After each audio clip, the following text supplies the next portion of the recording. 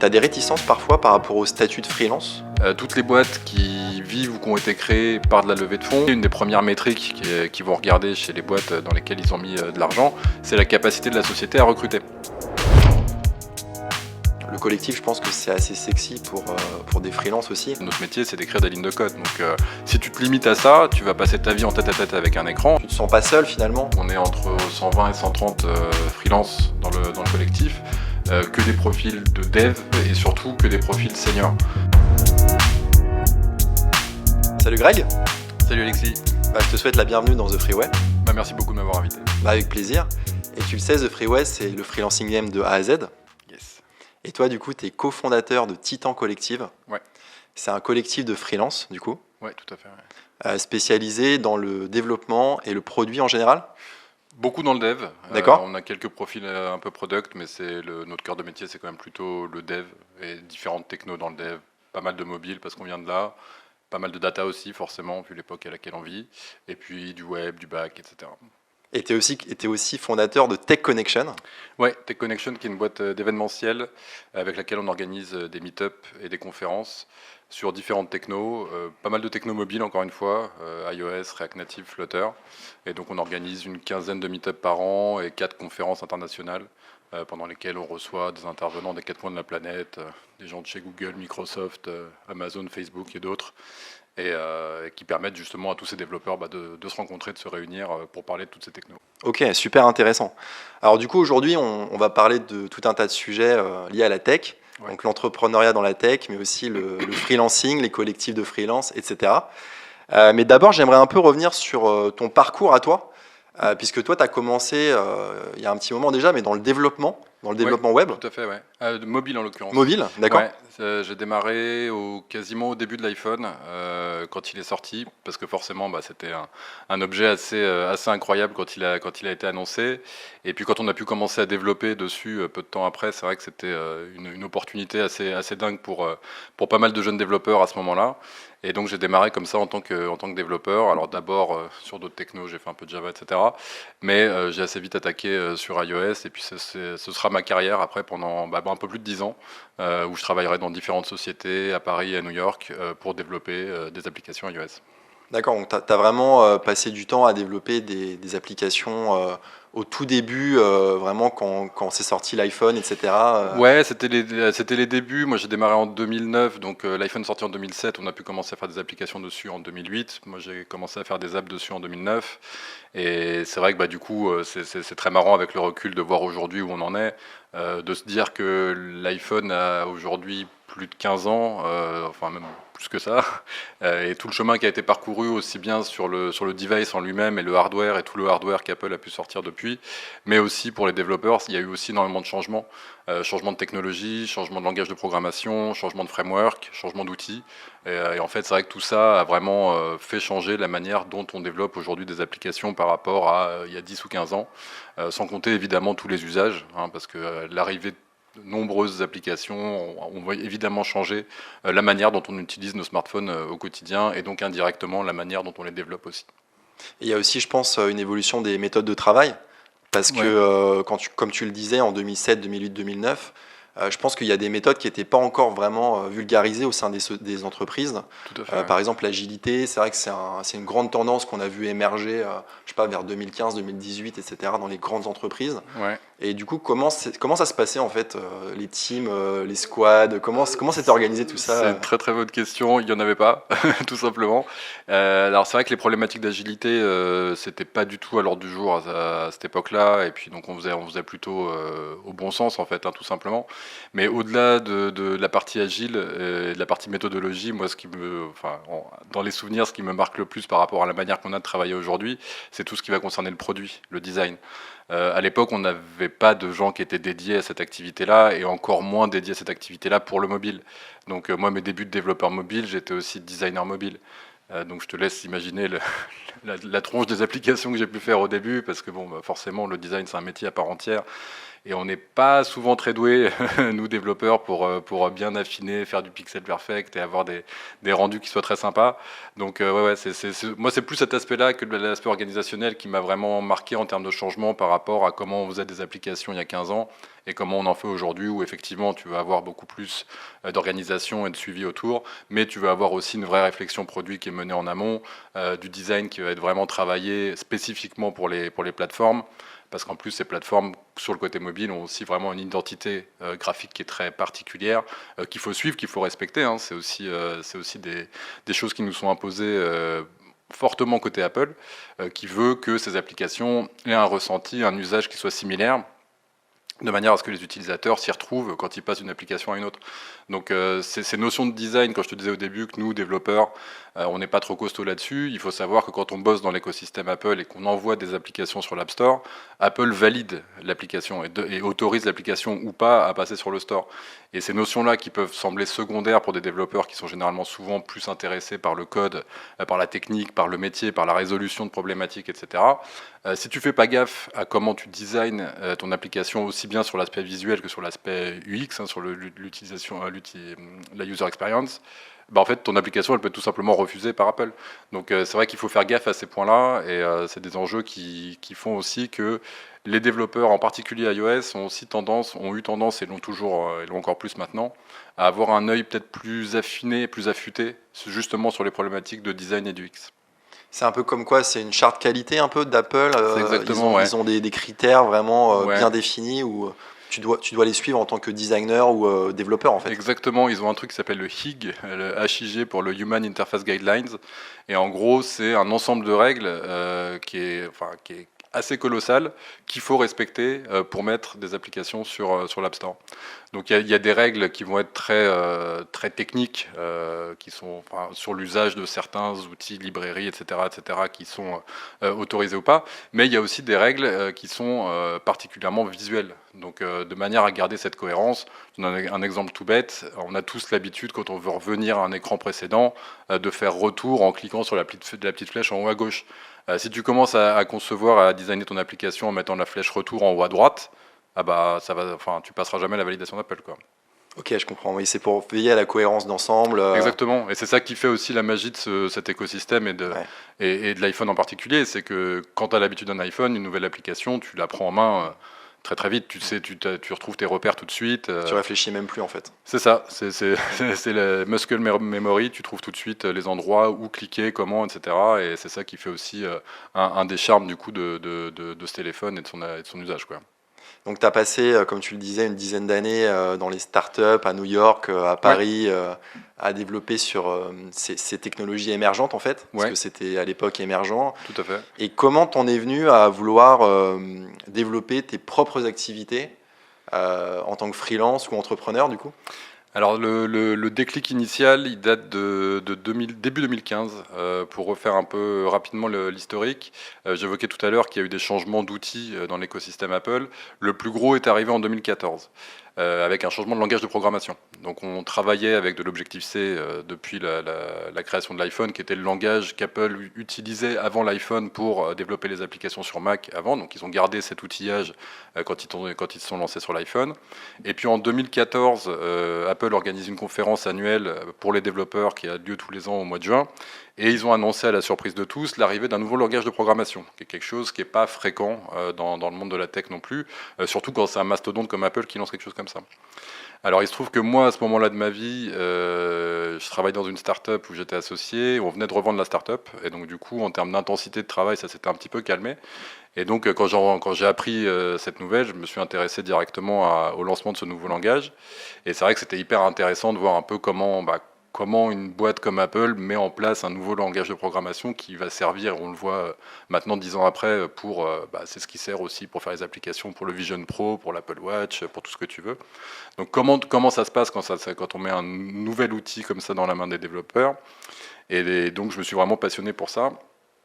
Et on a eu la chance en France, 6 mois plus tard, début 2015, d'avoir une première conférence dédiée à ce langage de programmation, ce qui était un pari assez osé parce que le langage venait tout juste de sortir, donc c'était pas forcément évident que l'événement allait trouver son public. Et donc j'ai assisté à cette conférence et c'était en fait ma toute première conférence. C'était la première fois que j'assistais à un événement tech, parce que même si à ce moment-là, ça faisait 2015, ouais, ça faisait 7-8 ans que je bossais en tant que développeur, j'avais jamais pris le temps d'aller à des meet-up, à des conférences. J'étais le nez dans le guidon en mode start-up, je regardais pas trop ce qui se passait en dehors de tout ça.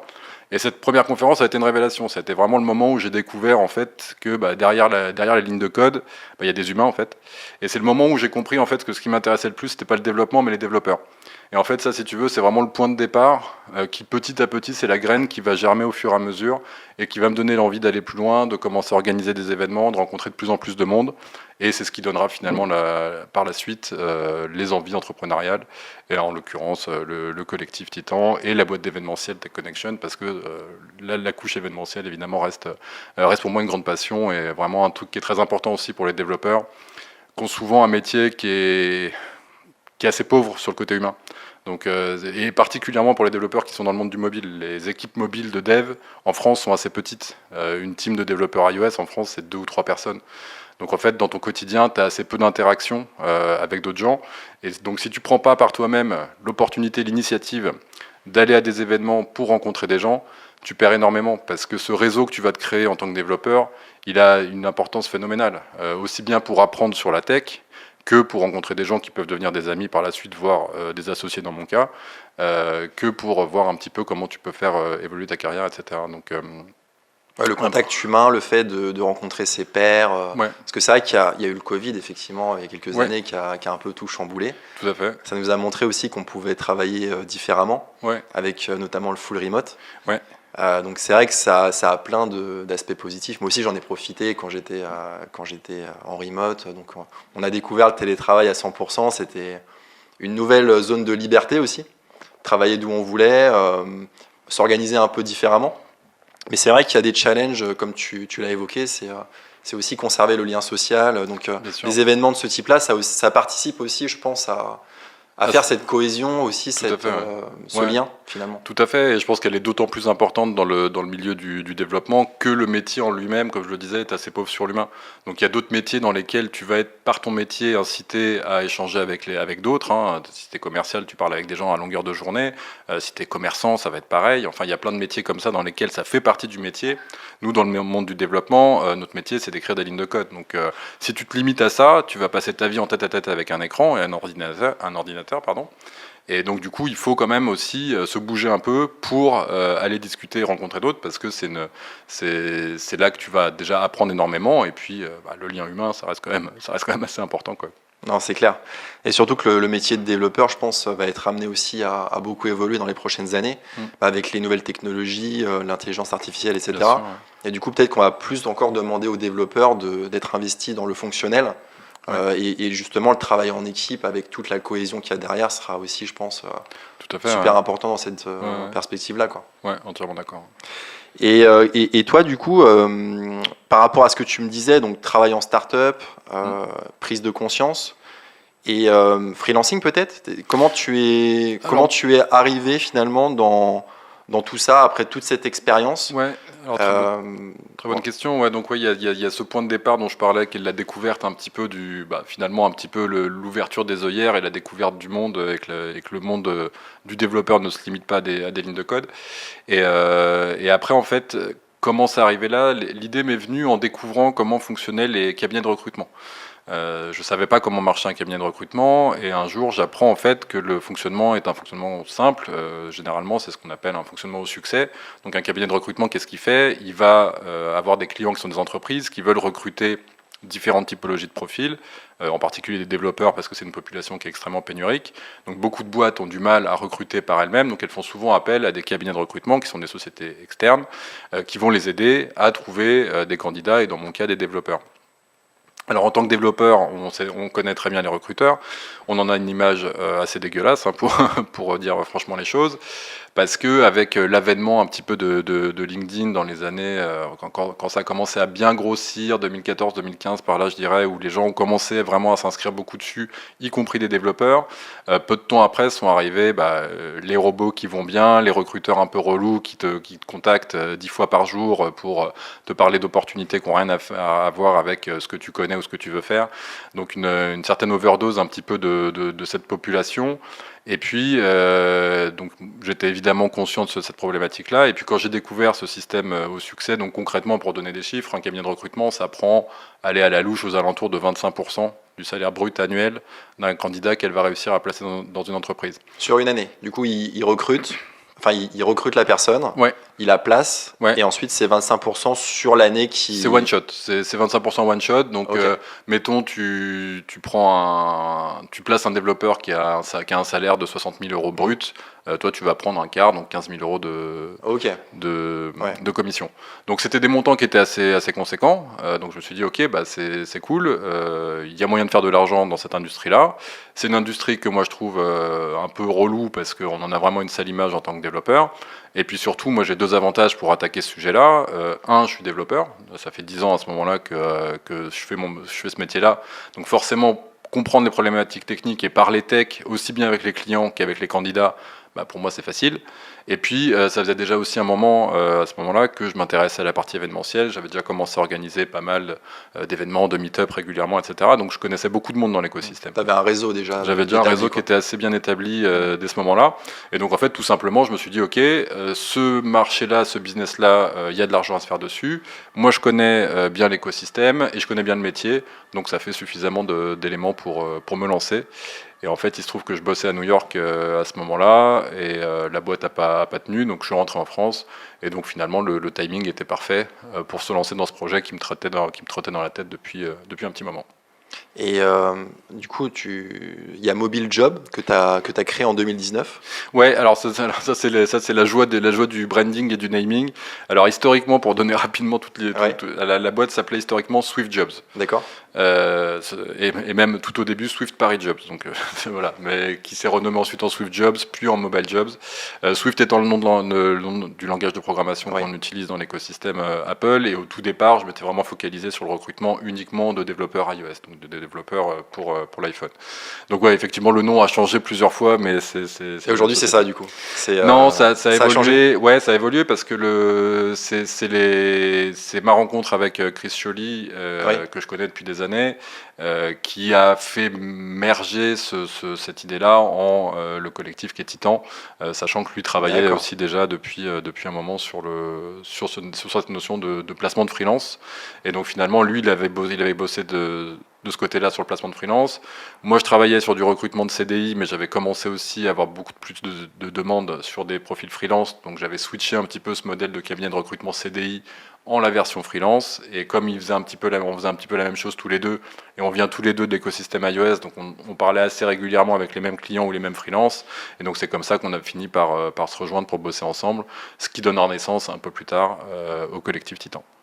Et du coup, comme tu l'as dit, le fait de maîtriser son métier, toi, tu es développeur de base, Ouais, ça te donne, j'imagine, un avantage concurrentiel très important sur le marché. bien sûr. Parce que comme tu dis, d'un côté, tu peux assesser, tu peux vraiment comprendre les candidats Ouais. très rapidement. Ouais, tout à fait. Et j'imagine même peut-être sans forcément faire passer un test technique Ouais. qu'un recruteur qui n'a pas ton bagage technique ne Mm. pourrait pas faire. Ouais. Mais du coup aussi, tu sais parler aux clients finaux.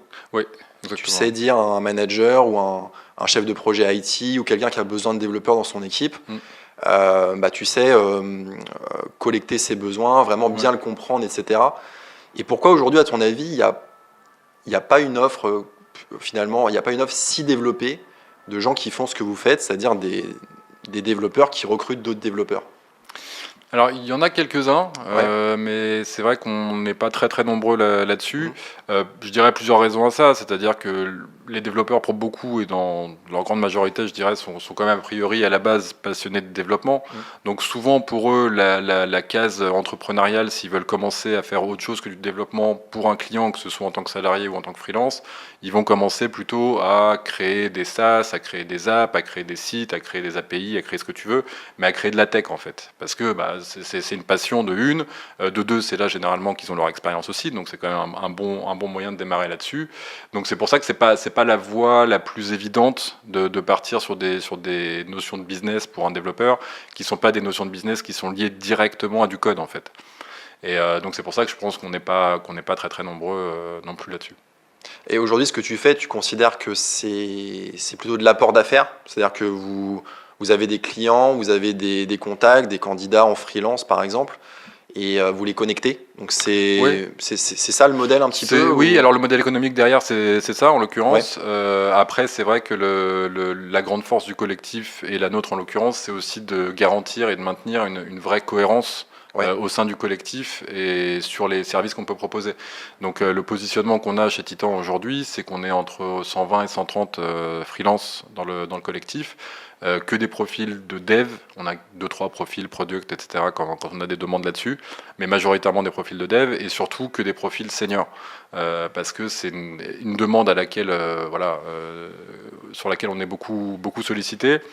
Et puis, en plus de ça, on a beaucoup de gens dans le collectif qui ont cette fibre entrepreneuriale qui est assez développée. On a pas mal de membres du collectif qui ont monté des boîtes par le passé, qui ont des boîtes en side aussi aujourd'hui. Et c'est vrai qu'avec Chris, on est tous les deux aussi des développeurs entrepreneurs. Donc finalement, on aime bien aussi cette mentalité-là. Et donc on est au-delà de faire ce travail d'accompagner nos clients en trouvant dans le collectif des membres qui peuvent intervenir sur les missions. On a aussi cette volonté de garder cette cohérence dans la ligne éditoriale entre guillemets ouais, du collectif. d'accord. Et aujourd'hui, Titan, c'est à peu près combien de clients? Comment se représente? C'est quoi? C'est des startups? C'est des grands groupes? Ouais, Vous adressez c'est quel une type très de bonne clients? question. Ouais. On a deux grosses typologies de clients. De la start-up en grande majorité, ça doit être à peu près les trois quarts de nos clients aujourd'hui. Et à l'opposé du scope, on a des grands comptes. Voilà, parce que c'est vraiment, on va dire, les deux typologies de boîtes qu'on connaît le mieux, surtout la partie start-up. Hein, les grands comptes, on connaît un petit peu moins bien. Mais c'est aussi les typologies de boîtes qui vont être plus facilement amenées à bosser avec des freelances. Côté startup, évidemment, pour la réactivité, pour pouvoir intervenir très rapidement, pour les besoins aussi de profils dev techniques experts, parce que c'est quand même il y a beaucoup de développeurs qui, à un moment, tôt ou tard dans leur carrière, en CDI, finissent par passer freelance. Donc on a quand même des capacités à trouver peut-être plus facilement dans l'écosystème des devs freelance des profils vraiment seniors, vraiment experts, que dans le monde du CDI. Et, et j'ai loupé pardon, j'ai perdu le fil de ta Non, non, question. mais c'est très intéressant. Et je me demande, est-ce que par rapport à certains clients, t'as des réticences parfois par rapport au statut de freelance, ou c'est plutôt globalement bien accueilli par rapport à un CDI, tu vois, qui est un peu le modèle traditionnel depuis des décennies. Ouais. C'est vrai que il y a peut-être quelques clients qui sont un peu moins à l'aise, tu vois, avec le fait de recruter des freelances. Je sais pas si toi tu le ressens ou... Oui, tout à fait. Ouais, ouais, il y a des boîtes pour lesquelles c'est clairement un no-go. Hein. Il y a des boîtes qui ne veulent pas travailler avec des freelances. Il y a plusieurs raisons. Des fois, c'est une question de culture, tout simplement. C'est des sociétés qui n'ont jamais bossé avec des freelances, qui savent pas trop comment ça marche. Voilà. Il y a des questions d'argent aussi, parce que ça peut revenir un poil plus cher qu'un CDI à niveau équivalent, mais c'est le prix de la rapidité et de la souplesse aussi. Donc il y a un argument budgétaire qui peut être mis en avant. Et puis il faut voir que dans le monde de la start-up aussi, toutes les boîtes qui vivent ou qui ont été créées par de la levée de fonds, c'est des boîtes pour lesquelles les investisseurs ont un œil assez affûté et aiguisé sur ce que fait la société. Et en particulier, une des premières métriques qu'ils vont regarder chez les boîtes dans lesquelles ils ont mis de l'argent, c'est la capacité de la société à recruter.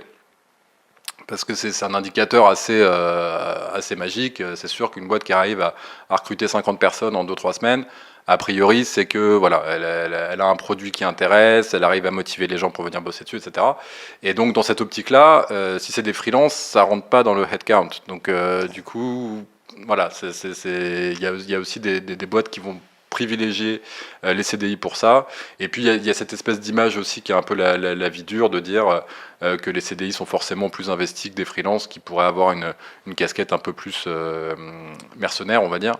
C'est à la Mais vie dure un peu ce stéréotype du... ouais, c'est plutôt du stéréotype, clairement. C'est Ouais, plutôt du stéréotype. On a pas mal de freelances qui restent assez longtemps dans des missions, qui sont très clairement vraiment investis dans ce qu'ils font. Donc voilà, bon, c'est comme tous les stéréotypes. Hein, des fois, c'est des idées qui traînent un peu comme ça, mais qui évidemment ne se valident pas au quotidien, quoi. bien sûr. Et du coup, Titan, donc le collectif, c'est quoi un peu les défis que tu rencontres dans le développement actuellement de ce collectif? Peut-être les challenges ou les choses que tu aimerais qui se passent un petit peu différemment ou, Bah, alors on a un problème inversé, c'est-à-dire que souvent quand tu lances une boîte ou un produit, tu vas essayer d'aller chercher des utilisateurs, d'aller chercher des clients, etc., etc. Sur la partie freelance, par exemple, on a trop de demandes. C'est-à-dire que donc on a commencé à bosser avec Chris il y a 2 ans et demi à peu près, 2 ans et demi, 3 ans maintenant, au moment où on enregistre.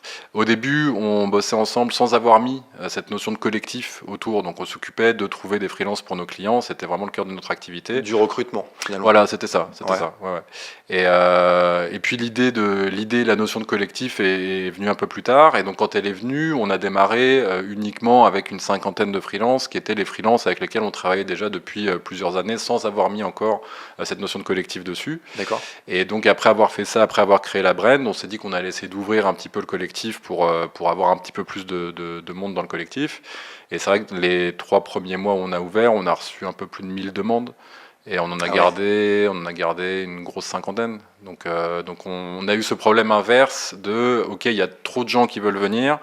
Comment on fait nous pour filtrer à l'entrée, pour garder justement cette cohésion et cette cohérence dans l'esprit du collectif et aussi dans la qualité des profils qu'on va pouvoir présenter à nos clients. Donc il y a ce sujet-là qui reste d'ailleurs un challenge aujourd'hui, hein. On continue à recevoir énormément de demandes pour rejoindre le collectif, qu'il faut qu'on analyse évidemment une par une en étant vraiment assez exigeant sur les profils qu'on va faire rentrer, de manière derrière à pouvoir être aussi exigeant sur les missions qu'on prend de l'autre côté. Parce que voilà, le but, c'est aussi d'avoir ce niveau de qualité qui soit cohérent, aussi bien sur les missions sur lesquelles on va travailler que sur les freelances qu'on va faire rentrer dans le collectif. Bien sûr, que le matching se fasse de façon optimale. Exactement. Ouais. Mais c'est vrai, par rapport à ce que tu disais, le collectif, je pense que c'est assez sexy pour des freelances aussi. Ouais, tout à fait. Parce que tu as un peu l'avantage d'être quand même dans une structure, tu es un petit peu accompagné, tu te sens pas seul finalement. Tu sais que tu as des gens à qui tu peux parler, tu peux peut-être demander de l'aide. Tout à fait. Ouais. Donc ça, je pense que c'est assez déterminant quand même quand tu es freelance parce que il peut y avoir peut-être parfois le sentiment d'être un peu isolé ou de pas avoir le support que tu as dans une grande organisation ou autre en fait. Exactement, ouais, ça c'est un petit peu le côté solitaire du freelance et donc là-dessus c'est vrai que l'aspect collectif va vraiment contrebalancer ce point-là. Ce qu'il faut savoir aussi, c'est que, alors, du moins chez Titan, on a gardé cette notion de freelance, cette notion de collectif, pardon, en gardant un petit peu, si tu veux, l'essence même du freelancing. La philosophie qui est derrière ça, quand même, un des points principaux, c'est quand même la liberté aussi. Et c'est vrai que de ce fait aussi, on est quand même très très souple sur comment ça se passe dans le collectif. On n'a vraiment rien de contraignant vis-à-vis des membres du collectif, parce que ça n'aurait pas de sens en fait. Des gens qui ont fait le choix de devenir freelance plutôt que d'être salarié, la question de la liberté, elle est forcément quelque part. Alors, c'est peut-être pas la raison de top 1 pour tout le monde, mais elle est dans le top 3 forcément pour tous les freelances. Forcément. Donc, du coup, mettre des éléments qui soient contraignants, qui imposent de la rétention, quoi que ce soit, ça aurait vraiment pas de sens. Donc, c'est pour ça qu'on a quelques membres du collectif qui sont dans d'autres collectifs aussi, par exemple. Tous les gens du collectif sont pas en mission chez nos clients. Il y en a qui sont sur leur mission à eux aussi. Et tout ça, c'est tout à fait OK. Hein. Le but, c'est plutôt de créer cet ensemble de personnes et de garantir un petit peu ce que j'évoquais plus tôt, cette cohérence dans le mindset des gens qui sont dans le collectif, que d'avoir un truc qui soit vraiment fermé, trop restrictif en fait, quoi. D'accord. Et il y a une tendance un petit peu de fond aussi dans les collectifs ou dans les communautés, c'est justement de renforcer un peu le lien entre les gens. Donc quand on parle de communauté, on pense à des intérêts communs, on pense à de l'entraide notamment. Ouais. Est-ce que c'est un axe que tu penses développer toi pour ton collectif, c'est-à-dire par exemple proposer des avantages ou un peu plus des process, peut-être un peu plus structurés pour que les gens ils pensent à s'entraider, à capitaliser sur l'expertise par exemple. Ouais. Est-ce que c'est des axes toi auxquels tu as pensé? Alors c'est des axes auxquels on réfléchit. Le collectif est pas si vieux que ça dans l'absolu. Au moment où on enregistre, il n'a pas tout à fait 1 an. C'est des axes auxquels on réfléchit évidemment, qu'on n'a pas encore mis en place. Déjà parce que ça prend du temps, il faut mettre tout ça bien. Peut-être aussi parce que dans notre cas, on est un petit peu moins concerné dans la mesure où tous les membres du collectif sont des profils seniors. Donc ils ont déjà tous quand même, on va dire, des capacités, une autonomie qui est quand même plus élevée que si on était dans un collectif avec potentiellement des profils plus intermédiaires intermédiaires, qui eux auraient peut-être plus besoin justement de cette forme d'accompagnement. Mais évidemment que c'est des sujets qui nous trottent dans la tête. Et puis moi de mon côté, comme j'ai ma boîte d'événementiel aussi à côté, les notions comme ça, évidemment, de réunir les gens, et en particulier les devs et les techs, moi c'est un truc que j'ai dans le sang de toute façon. Donc il arrivera un moment tôt ou tard où on trouvera un moyen de faire une passerelle un petit peu entre les deux activités. Et tu parlais de ton activité événementielle. Ouais. Est-ce que tu peux m'en dire un peu plus? Ouais, alors donc ça a été un petit peu le point de départ, c'est ce que j'évoquais tout à l'heure, hein, c'est cette conférence de début 2015 qui m'a donné vraiment goût à cette activité. Et puis en fait, assez vite, je suis passé de participant de ces événements à intervenant. Donc j'ai commencé à parler dans des meet-ups, dans des conférences, en France, à l'étranger. Et puis d'intervenant, je suis passé organisateur, d'abord de meet-up, donc plutôt sur des formats gratuits. Du coup, il n'y avait pas de société, pas de structure, pas d'argent, mais il y avait quand même cette notion d'organiser régulièrement des événements qui réunissaient tous ces gens-là. Plutôt en physique ou Oui. Alors en ouais. physique, ouais. Alors moi, je suis un adepte pour ces événements-là. Je suis un adepte absolu du présentiel. D'accord. Avec évidemment une petite parenthèse distancielle pendant qu'il y a un petit microbe qui s'est installé parmi nous il y a quelques années de ça. D'ailleurs, pour la petite histoire, c'est assez marrant. Je suis retombé dessus il y a pas longtemps. Quand le confinement s'est mis en place, le premier meet-up en ligne qu'on a fait, c'était moins d'une semaine après. Donc il y a eu ce besoin, moi j'avais eu ce besoin justement de garder le lien avec la communauté et de très très vite switcher de ces événements qui avaient toujours été présentiels sur une version en ligne. Ce qui n'est pas si évident que ça en a l'air, parce qu'il y a quand même d'autres implications, d'autres sujets qui font que c'est pas toujours facile, mais ça nous a permis de garder le lien, si tu veux, pendant toute la période du confinement. Puis les gens n'étaient pas aussi habitués comme aujourd'hui peut-être Ouais.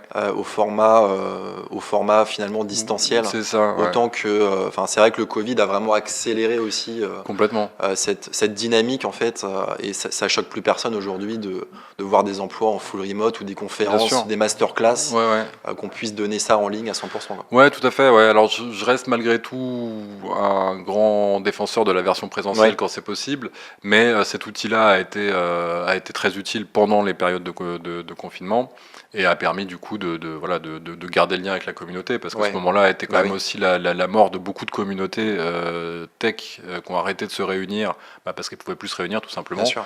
Et puis finalement, quand tu arrêtes de te réunir comme ça pendant 6 mois, 1 an, 2 ans, c'est très difficile de reprendre l'activité derrière. Donc du coup, petite parenthèse par le distanciel pendant toutes ces années-là. Mais donc, comme je disais, voilà, je suis passé de participant à intervenant, d'intervenant à organisateur d'abord de meet-up, et puis on y viendra sur des conférences par la suite. Et puis, je suis passé sponsor aussi, parce que du coup, ces événements-là étaient tellement centraux pour moi que quand j'ai commencé à me lancer à mon compte début 2019, une des premières idées que j'ai eues pour communiquer sur ma nouvelle activité, c'était justement de sponsoriser des conférences. Donc du coup, ça m'a permis de voir vraiment tous les différents postes que tu peux avoir, tous les différents rôles, toutes les différentes relations que tu peux avoir avec un événement auquel tu participes.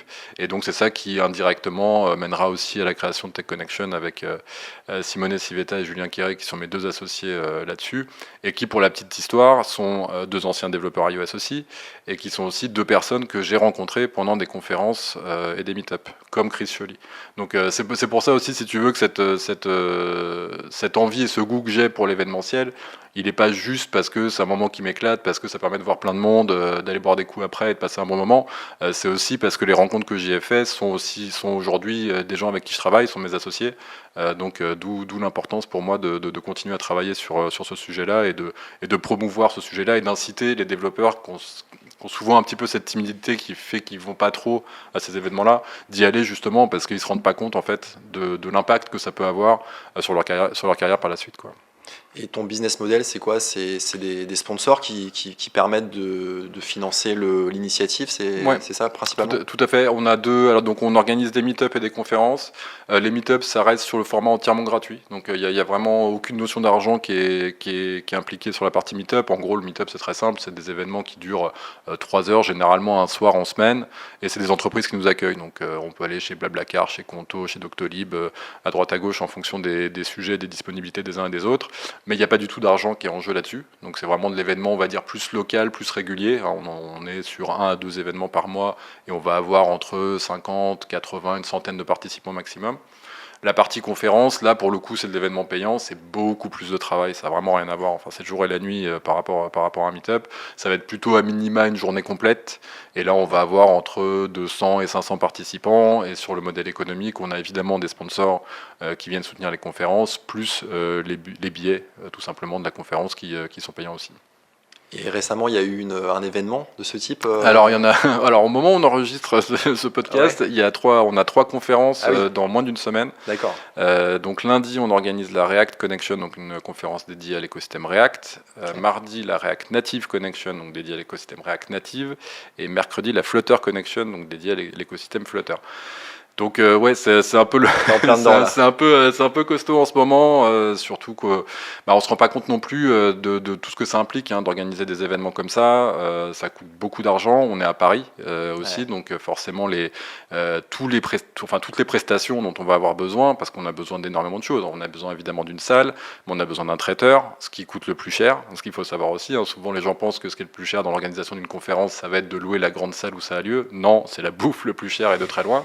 On a besoin de loger tous nos intervenants qui viennent je crois qu'on a, donc là on a 35 intervenants sur les 3 jours qui viennent d'une quinzaine de pays différents. Donc il faut prendre en charge tout leur déplacement, l'hébergement, etc. Enfin il y a toutes ces choses-là à gérer. Donc ça fait pas mal de boulot et je t'avoue que dans une semaine je serai un peu plus détendu, quoi. Et toi, tu t'occupes de quelle partie plus spécifiquement tu coordonnes un petit peu globalement? Tu as une agence qui t'aide sur tous ces sujets-là ou... Non, on est vraiment. Alors c'est là que c'est un peu un tour de force ce sujet-là, c'est qu'on est 3 avec Julien et Simonet, sachant que eux bossent full time et puis que moi je m'occupe de Titan aussi à côté.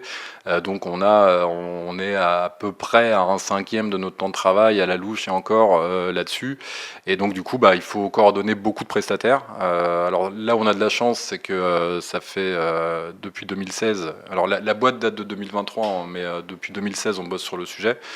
Donc on a déjà des process, on a déjà énormément de contacts, donc ça nous permet facilement de déployer tout ça parce que on a mis tous ces sujets-là en place, on a l'organisation qui va bien, mais ça reste quand même pas mal de boulot. On a des comités de contenu qui sont des experts en fait qu'on fait intervenir, qui vont nous aider sur la partie sélection des intervenants, sur la partie choix des sujets, etc., etc. Parce qu'historiquement, comme on organisait ces événements-là côté iOS et qu'on était tous les 3 des développeurs iOS, on pouvait nous-mêmes juger de la technologie et choisir un petit peu les intervenants qui nous semblaient intéressants, les sujets intéressants. Mais maintenant qu'on fait des conférences et des meet-ups sur du Flutter ou sur du React Native, qui sont des écosystèmes qu'on connaît moins, du coup on se fait accompagner par des devs de l'écosystème qui nous filent un coup de main là-dessus. Mais ouais, ça reste pas mal de boulot. Et moi de mon côté, sur tout ce qu'il y a à faire, je vais bosser beaucoup sur les sponsors. Donc toute la relation client, trouver les sponsors, etc., etc. Je m'occupe pas mal de la salle, le lieu, enfin chercher les lieux, voir un petit peu les interactions qu'il y a avec. Et puis après, un petit peu de tout, parce on est vraiment au four et au moulin, parce qu'il faut qu'on gère à nous 3 finalement tous les différents sujets. Donc ça va être vraiment s'occuper de tout ce qu'il y a à gérer en fonction des problématiques du moment, quoi. Tu as déjà eu une grosse frayeur sur un événement de ce type-là ou quelque chose qui s'est passé un peu on a toujours des petites surprises de dernière minute. Donc, alors, celui qui devient malheureusement un peu récurrent, parce que là, c'est la deuxième fois qu'on a le souci, c'est des problèmes de visa.